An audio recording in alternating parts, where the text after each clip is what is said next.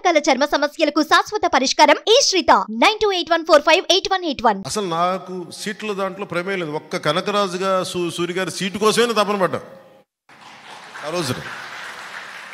సరే, నాకేం అప్పచెప్పారు ఆయన ఇట్లా మాట్లాడి ఎందుకు చెప్తున్నానంటే పార్టీని ఎలా వెనకేసుకు రావాలనే ఒక ఈ ఉద్దేశం చెప్తున్నాను. ఆయన దగ్గరికి వెళ్తే నువ్వేం చెప్పారంటే, ఆయన నీకు తెలుసు కదా, నువ్వు వెళ్ళి ఆయన్ని సముదాయించి ఆయన టీవీలో తిట్టకుండా చూడాలి. నేను వెళ్ళగానే ఆయన హైదరాబాద్లో ఒక అపార్ట్మెంట్ సముదాయం, అప్పుడు నాకు కొద్ది గొప్ప పేరు ఉంది హీరోగా. ఇంకెళ్ళగానే ఆయన తిట్టడం స్టార్ట్ చేశాడు. తిడతా ఉంటే నేను ఎన్ని తిట్లు తిన్నానంటే నా జీవితంలో తిట్లు ఎవరు తిట్టలు అన్ని బూతులు తిట్టాను. నేను ఇగో చూపించలా, నేను గట్టిగా మాట్లాడచ్చు, నా సంబంధం లేదండి అని అనలా. నా నాయకుడు నాకు పని చెప్పాడు, అది డ్యామేజ్ జరగకుండా చూడని నేను బాధ్యత తీసుకున్నాను. నేను ఎమ్మెల్యే కాదు, ఎంపీ కాదు, కంటెస్ట్ ఏమీ కాదు.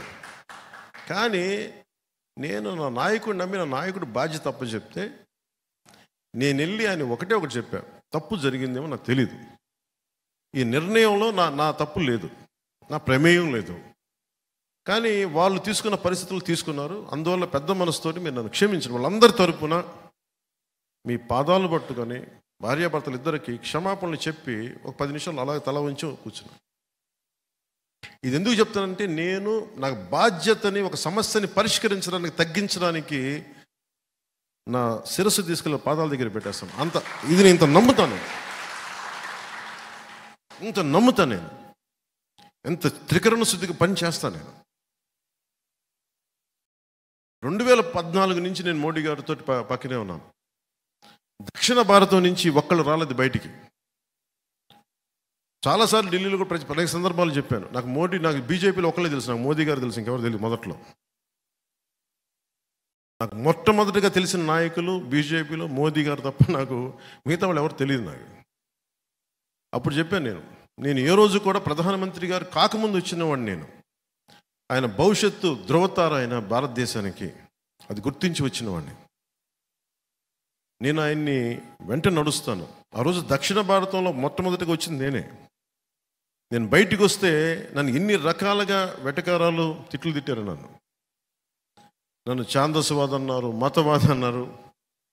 ఈ రోజున దేశం అంతా ఆయన నీరాజనాలు పలుకుతూ ఉంటే ఇప్పుడు అందరూ కామ్గా కూర్చున్నారు. అంటే నేను ఎప్పుడు రిస్కులు తీసుకున్నాను, అది నేను చెప్పేది. అంటే నేను ఒక నాయకుడిని నమ్మితే నేను చాలా చిత్తశుద్ధిగా నమ్మేస్తాను. సో అందుకని పార్టీని నడపడం అంటే శాసించడం కాదు, కలుపుకొని తీసుకెళ్ళడం, అందరినీ తగ్గడం, ఆధిపత్యం చెలాయించడం కాదు. పదవి అనేది ఆధిపత్యం చెలాయించడానికి కాదు, అందరినీ సముదాయపరచడానికి, కలిపి మెలిపి తీసుకెళ్ళడానికి, అందరం కలిసి ఒక ఉమ్మడి లక్ష్యాన్ని సాధించడానికి నేను ఆ ప్రయత్నం చేస్తూ ఉన్నాను ఈ రోజున.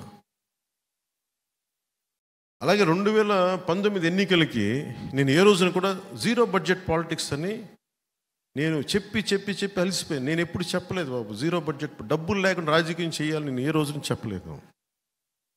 ఎలక్షన్ కమిషన్ కూడా ఈ రోజున 45 లక్షలు పెంచింది ఖర్చు. ఎవరికి భోజనాలు పెట్టకుండా రాజకీయం చేసేద్దామంటే కుదరదు. కనీసం భోజనాలు పెట్టాలి. నా మీద వస్తారు అభిమానం. నేను నాయకులందరికీ మొన్న ఒకసారి చెప్పా, డబ్బులు ఖర్చు పెట్టాల్సిందే, ఓట్లు కొనాలా లేదా అనేది నేను చెప్పను. ఎప్పుడు అది మీరు నిర్ణయాలు తీసుకోండి, బాగా పని చేయండి.